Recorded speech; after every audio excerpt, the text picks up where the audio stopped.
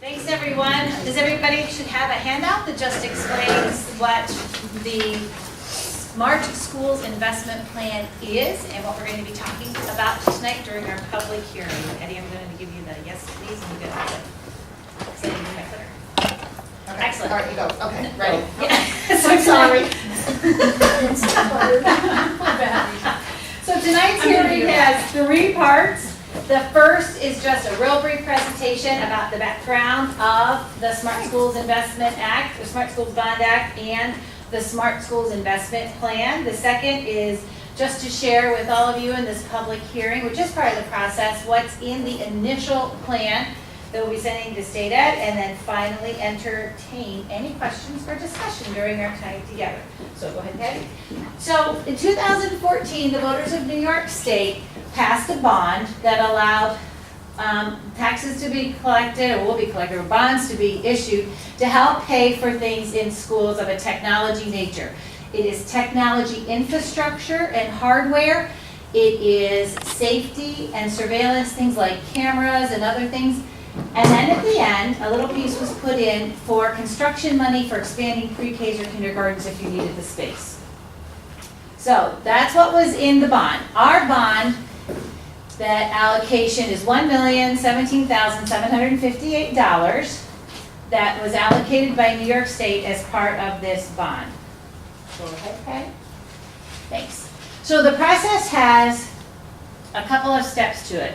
One is to have an approved technology plan at State Ed. The second is to have a Smart Schools Investment Plan. That's the piece we're talking about tonight. The technology plan is a broader plan. It talks about technology in the school, how it might be used, what some of the instructional pieces are. We've had a technology plan for a few years now that has had some success. Has had some places where we've been challenged. Certainly the Smart Schools Investment money will help us with some of the challenges that we've had. So tonight is about the Smart Schools Investment Plan and what's in it. Before we get to that, I want to share with you what the process is. We are at step 4 tonight, which is the public hearing. Prior to step 4, back almost a little over a year ago, and a year ago and a little over a year ago, we started talking in small groups with the stakeholders, including teachers. We had a piece on our budget survey this year about what might be the technology needs of the district. In the spring, there was a preliminary plan that was presented to the board. Well, actually, I think it was in July. And that received preliminary board approval. Once that happens, the district has to post the plan. We posted it for comments for 30 days, and now we're tonight at our public hearing. So we'll talk about what's in the plan. Based upon any comments and feedbacks we received tonight, we'll go back and prepare a final initial plan, and I'm using the word initial for a very specific reason. I'll share with you in a minute. And then bring it to the board for an approval. Once that approval happens, we're able to submit it to State Ed. State Ed is approving plans quarterly. So we hope to get it in for the last quarter approval process. Initial is important in this plan because the Smart Schools Investment Plan can be revised. And I think that's important. Even if we get an initial plan approved right now and something else comes up, or we decide that there's a different allocation for the money, we can go back in and revise the plan. We are also going to be purchasing the equipment in the plan in phases, and here's why. This is a reimbursement program, which means the district has to upfront the money and then submit the cost to the state, and within 90 days we would get reimbursed. Obviously, $1 million and some change would be quite a chunk to put out there all at once. If we phase it, it allows us to use an initial investment of money, then receive that money back, which we can use for phase 2, then use that money again for phase 3. So we end up with a little recycling of an initial investment until all of our allocation is taken care of. The second reason why it's important is because then we could change the plan if we felt we needed to. So with that, go ahead. Our plan has 3 phases. And these are based on the feedback we got from everybody. The phase 1 goal is to just increase the number of student computers. That's really important. We have to build up our capacity for one-to-one computing in a couple of different areas I'll talk about when I'm done explaining the plan and why it is the way it is. So our strategy right now is to increase the number of computer and laptop carts for use by grade level, by wing, and then also a pilot, a one-to-one computing initiative. That's in phase 1. That's the first allocation of money. The second phase was to look at increasing course offerings at the secondary level by building out a distance learning classroom. Sorry about that. So that's phase 2. Phase 3 is also to increase student access to the internet. One strategy for that is to equip our buses with Wi-Fi. A second strategy that we're researching is looking at how to supply students with Wi-Fi enabled devices if they don't have access to that at home. So that's a little something else in there that is already feedback we've received. Hello, Cheryl. So one of the reasons why we are phasing in things, in addition to the 2 I already described, is that this money cannot be used for any support. You can't use it for professional development. You can't use it for tech people. It can only be for stuff. So if you're going to get all the stuff, you also have to have a plan and capacity within your budget to do the support. And so that's the piece that we're going to start working on shortly here in 2 different areas. One around the actual technical support, because if you add a ton more computers, you've got to have a different kind of support system technologically than we have right now.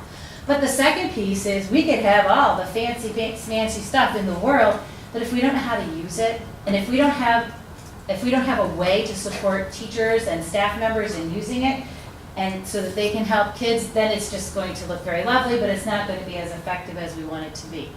So as we get ready to start to do this piece, we also have to build in the support that we need, both from the technology aspect, but also from the instructional support aspect. So those are the 2 pieces that we have to put into play. All right, so all of that was a very quick overview because it is pretty simple. We're not doing lots of fancy things. We've done some of those things before in terms of infrastructure and the wireless network, so we've already done those things, so that's where we are today. At this point in time, I'm going to go back over here, and if we could just flip one more, Patty, we can go back if we need to entertain any questions or discussions. Now's your chance if you've got questions or discussions. Go ahead, get Miriam. So you were saying, at any point you could revise this plan. What's the protocol for that? Do you have to notify the public, have another hearing? You would want to go back to recycle some of that process of notifying the public. I don't know that we have to have a public hearing necessarily, but you would have to notify the public, make it available to people. Okay. The last part, the stage 3, did you say that you're going to have hotspots or try to figure out how to get hotspots? How to have students have capacity to have wireless enabled devices that they could take home if they needed to, if they didn't have that access at home. Okay, so they would get Wi-Fi from where, like satellite or something? Because there's places that we don't have the internet up there. Well, but you might have cell service. So you could do cell service? Yes, you could do it like a Wi-Fi enabled through your cellular tower, yeah. Okay.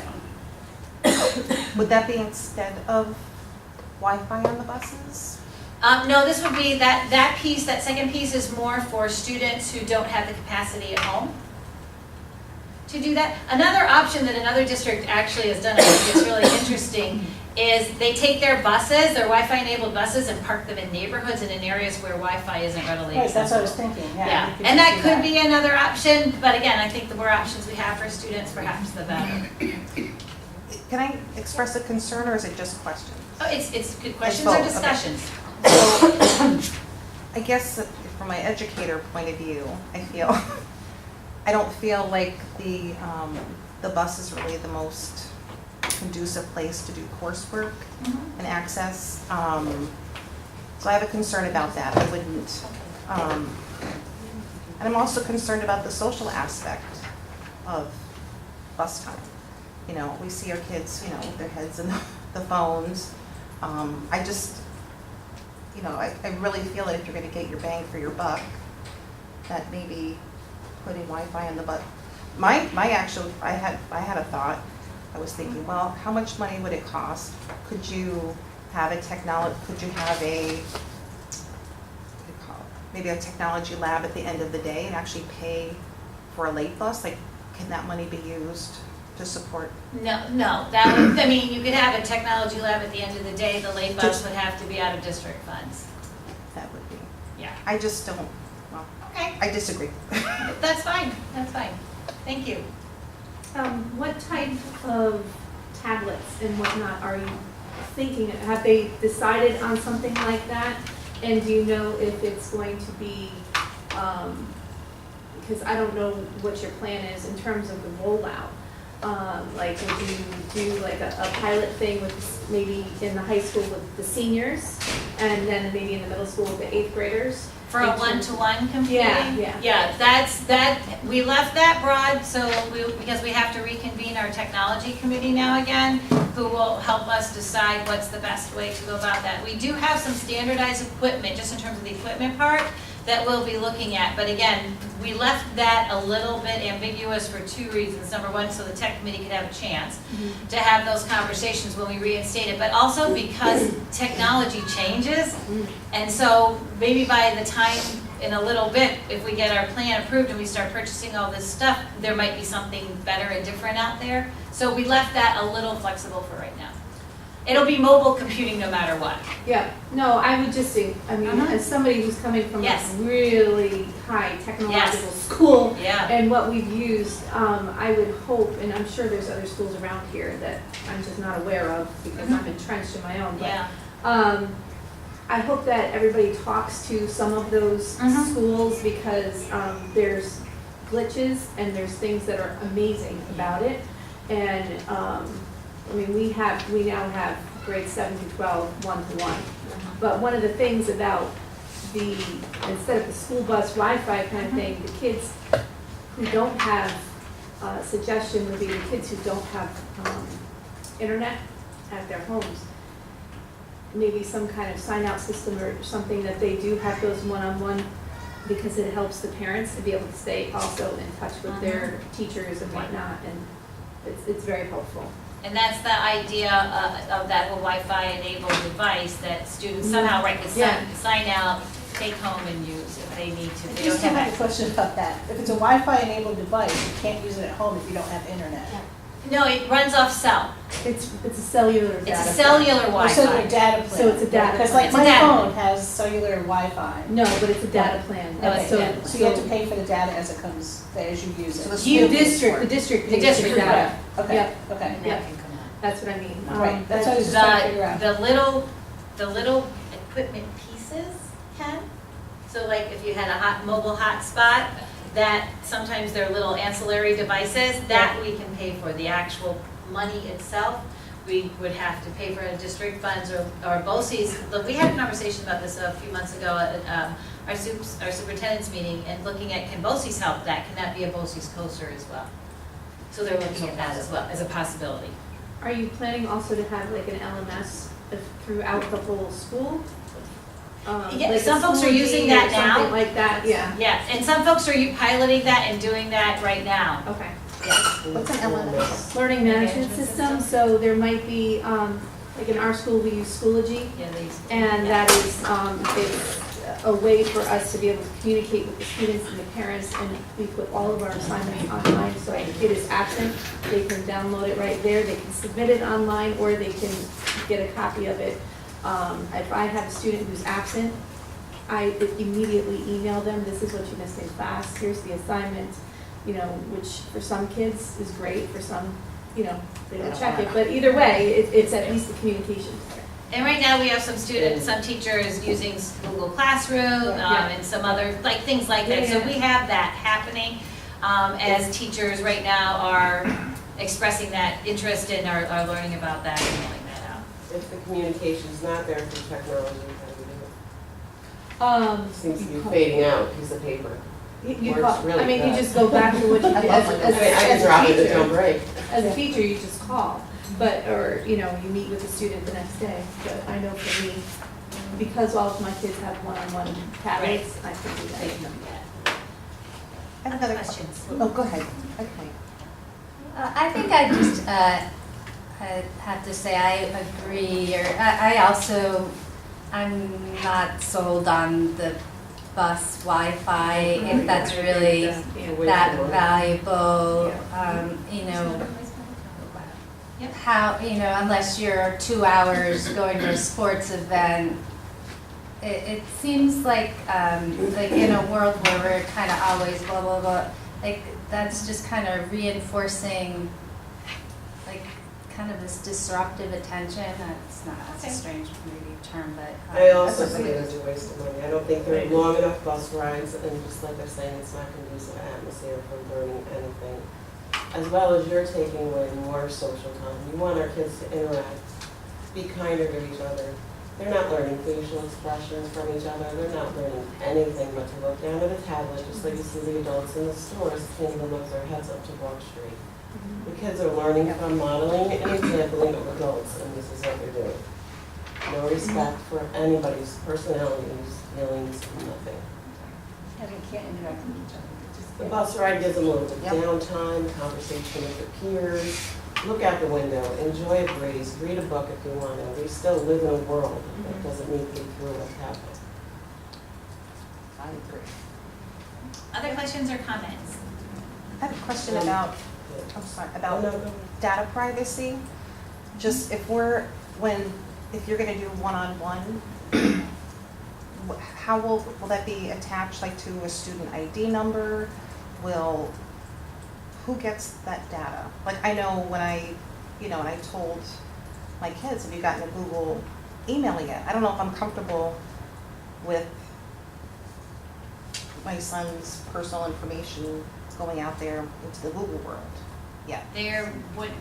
That's not how we've set up a Google Classroom for them, so they don't have to have a Gmail account in order to access that information.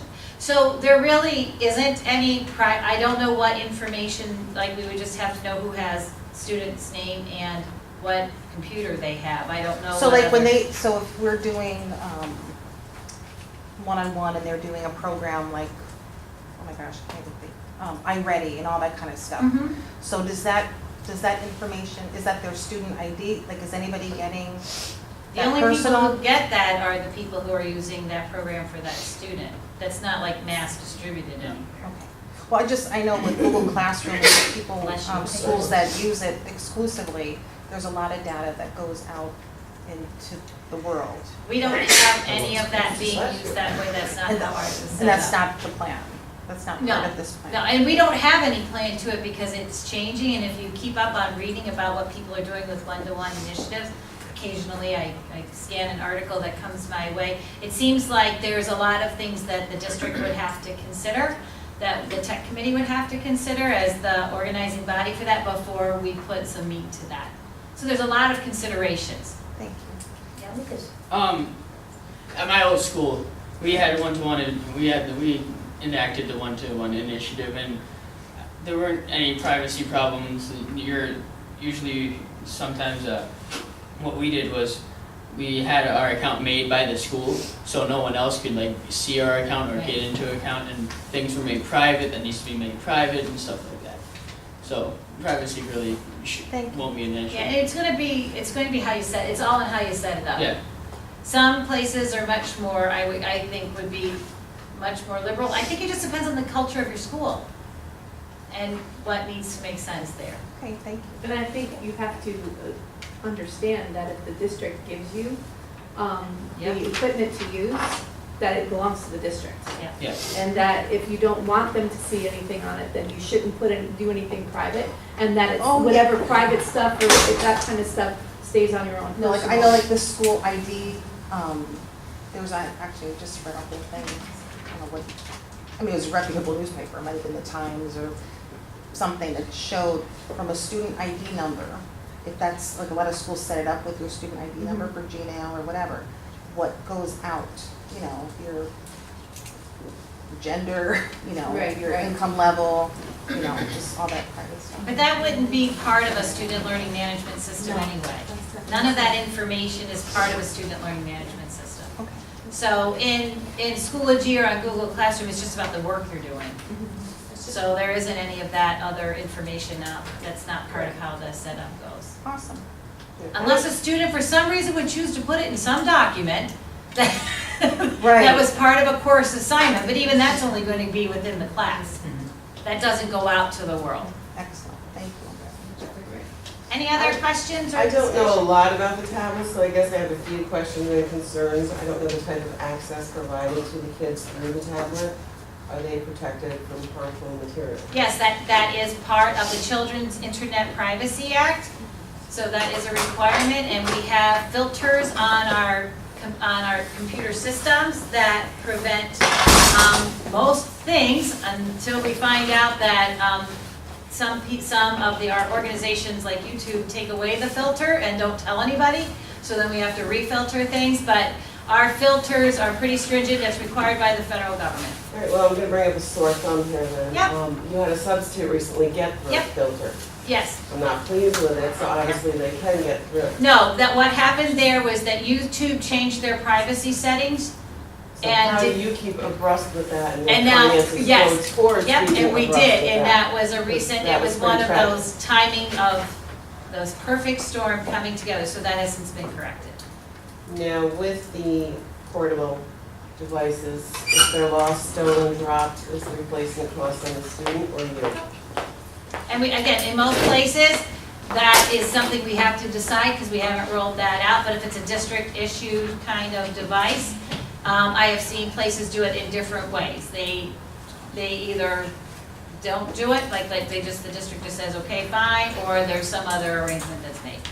I Yeah, can Jen? just say we have an Say what you guys- insurance, we have an insurance. Insurance policy, yeah. Policy that if the That's kid right. breaks it, Yep, then yep. they would, That's you know, another they might expense. have, then the kid's family has to pay $50 to have it replaced. But that's something that we would have, we don't have the program all put together yet, so we don't have an answer to that question. So the idea in the plan doesn't have to be the full plan, it just has to be what would we expend the money for that we can in this plan. There's those other expenses, like an insurance policy or other things that we have to accommodate for within the district budget. Okay, now technology is ever changing. It's Mhm. endless upgrades, endless changing. Mhm. How are you going to finance any type of upgrades as the future goes? Yep, and that's the other piece that I talked about. So in addition to this plan, we also have to have a concurrent plan for how we will support it through district funds moving into the future. So there's two things that have to happen at the same time, and you have to scale up to it. Can you explain the difference between, or maybe describe distance learning as opposed to online learning? Distance learning would be either real-time or synchronous or asynchronous. Students would go into a classroom, and in this case, their model is really synchronous, and you would either be the instructor with a group of students broadcasting real-time out to another school, or another school would have an instructor and some students broadcasting real-time to our students in a location with that kind of technology. So students So it's would have the real-time video ability- conferencing. Students would have the ability to interact with the Yep. teachers, Yep. face to face. Yes, and in online learning, oftentimes that's asynchronous learning, where you are working with a computer, may not have a live body at the other I end. just wanted to make sure that wasn't on. Yeah, no, this Okay. is real time with a teacher Okay. and other students in different locations, sometimes 2 or 3 locations. Okay, now how do the teachers mix with these devices that you want to give the kids? Well, as we talked about, that's the other piece of the plan, where we're over here, and it doesn't cover teacher professional development nor instructional support. So that's the other piece we have to build out. How do we put in place a system that gives teachers the supports that they need so that they can be effective with the students? We can have all the beautiful stuff in the world. If we don't support the teachers and the students and have that plan in place, it's not gonna be successful. I'm a good example of that. I have a fabulous smart board in my room, and it's really Yeah? nothing more than a glorified whiteboard. Because we don't have. Right. So has there been thought to any expense when it comes to training teachers to learn how to Yep. utilize this whole new system? Yep. And where is There will that have to be, and that would be part of the district's budget. in another district? Sometimes we use we have some grant money that we use for teacher training. It would also, some of it could also fall under that piece as well. I was just curious, you've seen, I think, what other schools are submitting for or communicated. I was just wondering, I mean, obviously, our needs might just be very basic computers but are there like other forms of technology that this money can account for that's maybe outside of that box of Just hardware stuff. Most districts are doing infrastructure upgrades, but we already did that. okay. So that's why ours might look a little bit different, because we don't need a Wi-Fi network. We also have some other funds that we use to support the infrastructure as well. So for us, that piece is pretty okay right now, although we are doing a little bit of analysis of it. If we add all this new technology, will the infrastructure still be the right kind of support for it? I'm not sure what you would mean outside of computers. I don't know, because right now it's technology hardware, technology software, and then pre-K construction for security surveillance, cameras, that kind of stuff, and pre-K construction. Yes, there's some construction put in at the end. Okay. That's not a I'm not we have sure right either. away. I just was, it's like, Yeah. are there other like ways to? Right, to access, not really, it's, the bond is pretty structured in the things that you can do with it. Can you use it for like lighting technology or something in the auditorium? Is that part of the technology? I'm just curious. Yeah, I in would terms want of to check thinking on that, because outside I'm the not box. really sure about that. I think it's much more geared towards the more traditional thinking of what technology is. How Yeah. about, did you say communication systems? Like, after today's lockdown drill, I mean, could it be spent on even walkie-talkies for every room? Or- That may be part of the security piece. I'd have to check on that. For the playground assistance? Right, no, that we already have happening. That's coming. Yeah, that's, You're having 2 ways for Yeah. some of your staff? yeah, that's already coming. That's been ordered. Awesome. And what is No. the staff, I'm out of curiosity, what are they gonna do with their devices while they're working, their own personal devices? I'm not sure what you're asking. I'm noticing, as well as some other parents that I speak with, a lot of staff are on their phones, their heads are down more than on the students. Okay, that would be. I'm wondering if a two-way Right. can resolve that, and maybe they can leave their little personal devices for break and lunch. Okay, that would be a little bit of a different issue, but we'll note that. now Well, a have two-way some device to conversation. communicate to and with the staff would be considered technical, I would imagine. But, yeah, I would have to check. It Expense. might come under the security and safety portion of it. When is that coming, by the way? The what? The walkie-talkie? As soon as they come in for Gary. He's ordered them. They've been ordered. Awesome. Yeah. Okay. All right, all right. We're going to turn it back over to you to close the hearing. And Okay, then it's, we will close the hearing for now. Any further questions can be directed to the Yep, just give me superintendent's a call. office.